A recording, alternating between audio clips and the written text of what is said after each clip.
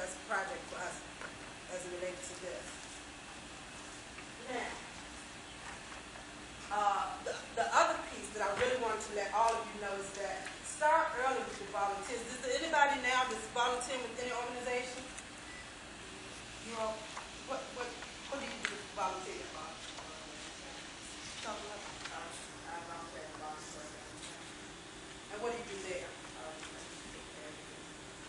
Oh, good. Okay. She works at so it's like a senior center? No, it's like the nurses and doctors that work at Boston and have to take care of nurses. Oh, okay, okay. Y'all speak up so everybody just have a line. Well, our school has a program certificate from the nurse, and I volunteer at Scott Center. And you what news? Yeah. Oh, yeah. And you? I volunteer with the child watching the babies and volunteer. And see, all of that, that's really good. I didn't know I was going to have that many people who volunteer already, but that's already good because you'll have that to put on your resume. And I really want everybody to, once you leave today, look into your community and see where can you help. Because I see so many people, especially in my neighborhood, we have a lot of people who roam around and throw trash. And I always like to have, that's one of the things I did as a young girl, always have like 5 or 6 kids and we would go and pick up trash in some of our neighborhoods. But all of that helps keep our community clean because our neighborhoods help make our children's, it makes them feel special if they can be proud of where they live. You don't want to have a neighborhood where trash is all around and people don't care. And you know how some people throw those sneakers over the power line. Have you all, any of you seen that? Mm-hmm. You know, those are things that are so unsightly that you don't want your community in that state of disrepair. And you had something about the volunteer? I'm in the Citizen Unity Commission and the Neighborhood Youth Advisory Board of the Alternative Programs. Oh, okay, alternatives. Yeah, I'm familiar with that. What do you do there? It's like Oh, you're on the board? Huh? You're on the board? Yeah. Okay, that's good. So because you have to get appointed, don't you? Well, like it's the youth version of it. There's a youth version of it. Yes, I'm familiar with that. You want to say something? I'm in the Jackie Joe organization in San Antonio.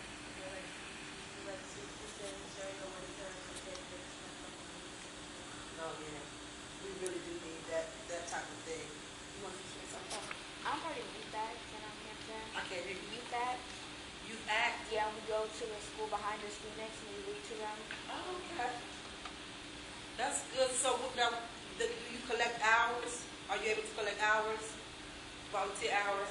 Yeah, in the city of Newport News alone, I'll get you in a few minutes. In the city of Newport News alone, we usually get over 1,000 volunteer hours every year from people who just love our city and they want to continue to help. But I really want you all to really think about working in your neighborhoods because it's going to be critical in the upcoming years because technology is changing so much and we have people living a lot longer that we have to look out for our neighbors. You know, when you go to church, they have scripture. I don't claim to be a preacher, so I get it wrong. But I'm my brother's keeper. We have to be our brother's keeper. We have to be able to look out for our neighbors to make sure everybody's quality of life because in years, maybe a lot of years, you all are going to want somebody to look out for you in your neighborhood. And so I had to hear it over here. What did you volunteer with?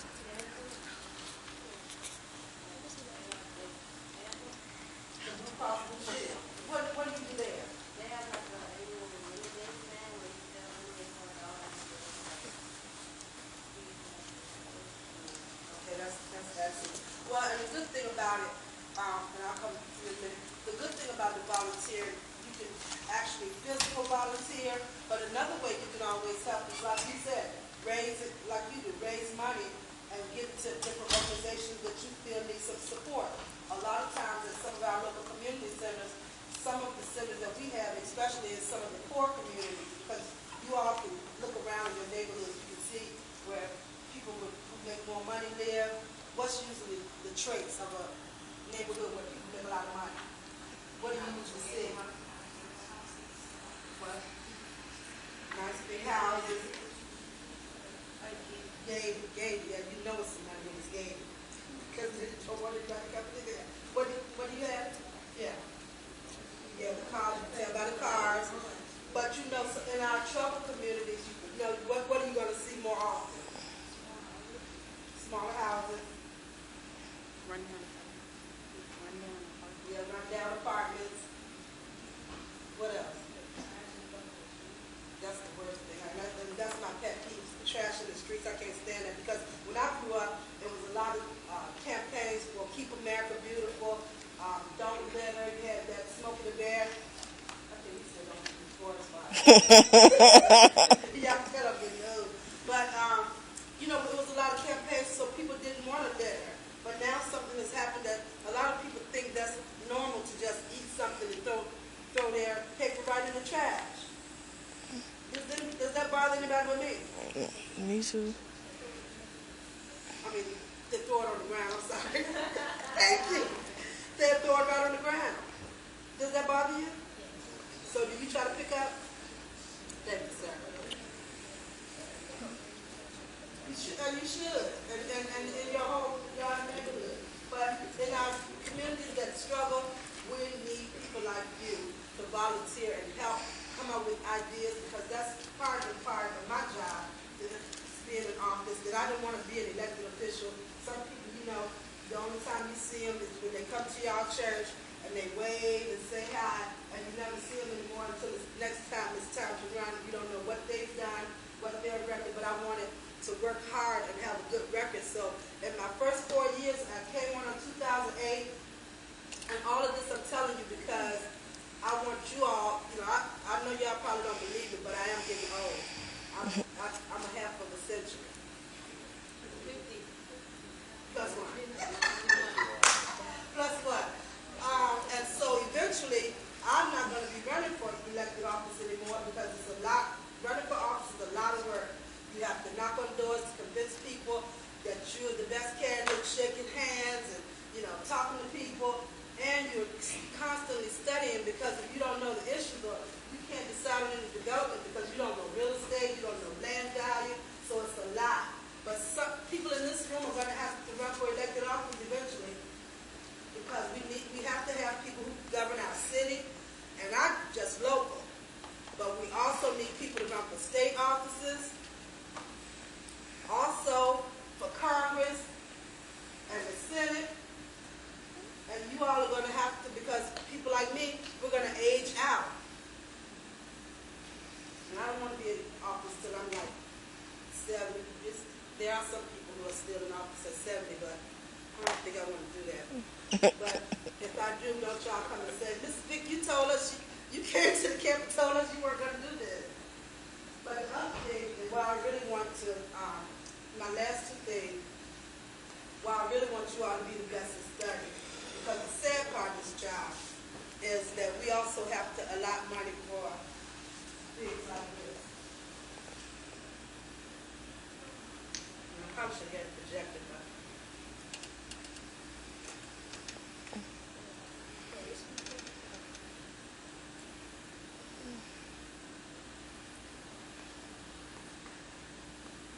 this is the saddest part about this job. The people who can't take care of themselves.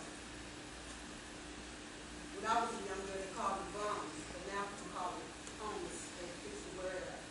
When I was coming up, people didn't feel sorry for you if you didn't work and take care of your family. Now, I know some people get in a homeless situation because they might lose their job, that's different. But when you just think you can roam around the streets every day, drinking and drugging, people not excited. People like me, I know, aren't excited about trying to find money for a place for you to live. That the taxpayers, that money has to come out our taxpayer money. Mm-hmm. And you know why a lot of people are like this? Drugs is one thing, but a lot of people, when I go on the corner of 33rd, for people who know Newport News, when I go on the corner of 33rd and Jefferson and see all those guys around there, a lot of them went to school with me. When we would get on the school bus, and this is a true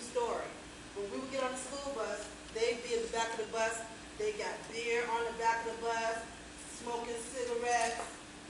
And we were little, but 15 is up to 17. And they did not think their life was going to end up like that on the street. Because really, no bum is planned to be a bum. They waste their time when they're young, like y'all are, when they should be investing in their minds. They're, drinking, trying to go to every party, don't want to listen to their parents. And next thing you know, they're out on the street. And people like me have to look through the budget to find money to figure out what can we do with the homeless people. And a lot of people aren't excited about that. Also a sad part about this job when I was running the first time, it was just so alarming, and this is another piece where education is so important. Education and good decision making. I'm going around knocking on businesses, knocking on doors, trying to get, hey, I'm Tina Vick, I need your vote. You think you can vote for me? The election's next Tuesday. You think can I have your vote? He said, yeah. That didn't sound very convincing. But it's a segment of our population, especially African American, that in my opinion has gotten too large. And those are some other people you have a lot of money for, which I'm not excited about doing.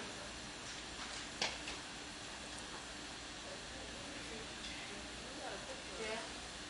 When y'all lock the bus, y'all gotta pay for it. Thank you. Very true. I'm not excited about this.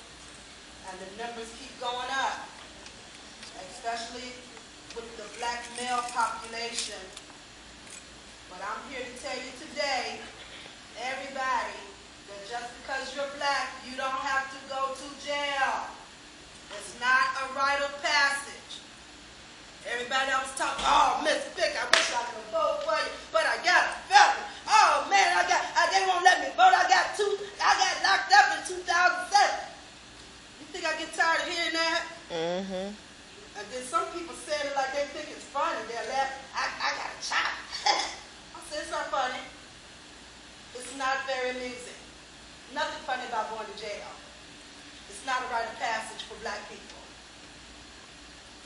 I don't know how much you know about the slavery and the slave trade, but we had ancestors who fought to get us our freedom. And people died. People like Medgar Evers died. Martin Luther King died. Harriet Tubman, that lady took trips all the way to the north. She didn't have a Tahoe like I'm driving that I could warm the seats up with a button. These people were scrambling for their life, walking from state to state. Trying not to leave a trail by running in the water so nobody would catch them. All these people did to get free, and here you're going to hang around people to make bad decisions, to get locked up and be in bondage again? Come on, we got to do better than that. So as you can see, I'm very passionate about getting out here early to let people know, because it's not funny. Because society has fixed the word up, and now it's not that you're a common criminal when you get locked up. That's what you are, in my opinion. But we fixed it up. He's an ex-felon. She's an ex-felon. It's common criminal. And so they want to come and say, Ms. Vick, I need a job, but I got a felony. What do you think's going to happen? My nephew was one of the highest paid NFL quarterbacks for Atlanta Falcons. You might know his name is Michael Vick. He messed with those dogs. Did y'all watch the news when he got back out of jail? Yeah. You know if they didn't want to give Michael Vick a second chance with all that money. What do you think for us regular citizens? You think business is excited about hiring people with a criminal record, and not to mention if it's assault and battery and violent crimes? And some people say, oh, the world is about second chances. Everybody deserves tell y'all today, and you probably already heard it, that for some people do get a second chance, they really do, and I hope they do, you know, as it relates to crime, because I'm not perfect either. But I know in my heart, I never want to go to jail. I never wanted to do that when I was young. Any people I sensed that had a lot of problems, drugs, I wasn't hanging around. I didn't want to be a crime ball. I wanted to do my work in school because it was, people were proud to be able to say they made good grades. And I was a 3-point-something honor student. I was proud. I wasn't letting any jailbirds mess up my record. Mm-hmm. And you have to do the same thing. If your buddy didn't have a truck when you saw him yesterday, and he stopped by your house with a truck and wants you to get in it, think about where he could have gotten it from. Is it his or is it stolen? I worked with juvenile offenders for 10 years, but I've heard every story. You caught kids, drug issues. So the reason I'm telling you that is because don't let people think, oh, all you got to do is tell them that weed, that was your friend's pants that weed was in. You spent the night at somebody's house. Tell them that. Those stories been going on for like 20 years, like everybody knows them. So please don't think you're sick. And I'm telling you this because I've had a good quality of life. And I want you to do the same. I don't want to be selfish and just have a good life and not share it with people like you, because there are a lot of perks to being an elected official. Like I got to meet the President Obama. They always, everywhere I go, I get special parking. I love that. And we always sit up front everywhere. We get a lot of free snacks and food and stuff. I had to work on that. That's why I'm an exercise right now. But I just want the best life for you all.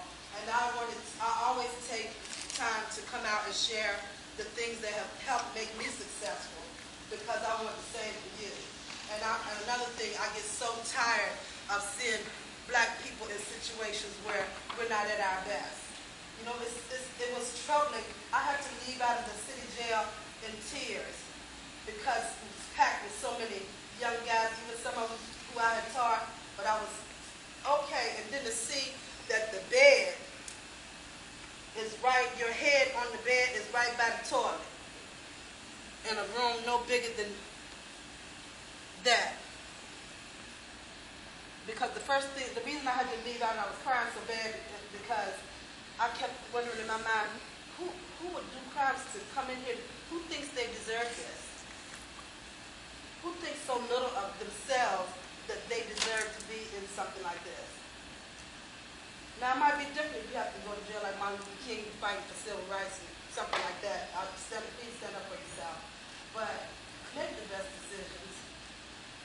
Don't be around troubled people and let them know that it's not worth it. We have to be our own brother's keeper. We have to let people know that life is about living, not being contained. And whatever we do, we've got to leave this drug stuff alone. It's messing up too many people. Don't let anybody convince you that drugs is the right answer. And I'm not telling you anything that I didn't go through. When I first went to VCU in 1980, doesn't it sound like a long time ago? It's about like 33 years ago. I know, right? Not too long. I feel like I'm, what you call it, Stone Age. No. But when I first got to VCU, I had my first challenge on somebody trying to get me to use cocaine. And I'll never forget it because I'm just so scared of drugs. I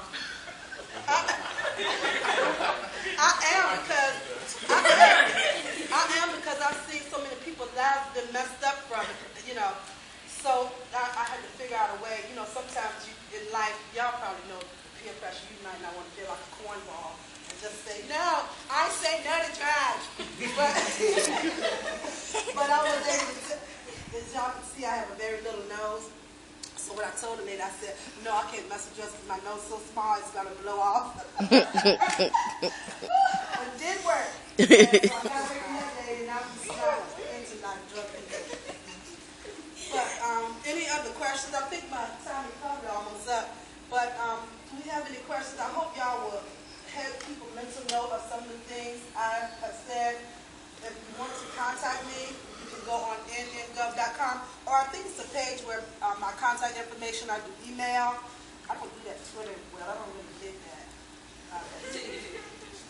But I love Facebook. I'm on Facebook, Tina L. Vick, and you're always welcome. If you're having any challenges or need some direction on something, please feel free to send it on Facebook, or either my email is in that booklet. Because one thing I didn't take advantage of in a lot of situations, when people came out to speak to me, a lot of times they would say, make sure you keep in contact. I'm like, why do they want me to call them or talk to them?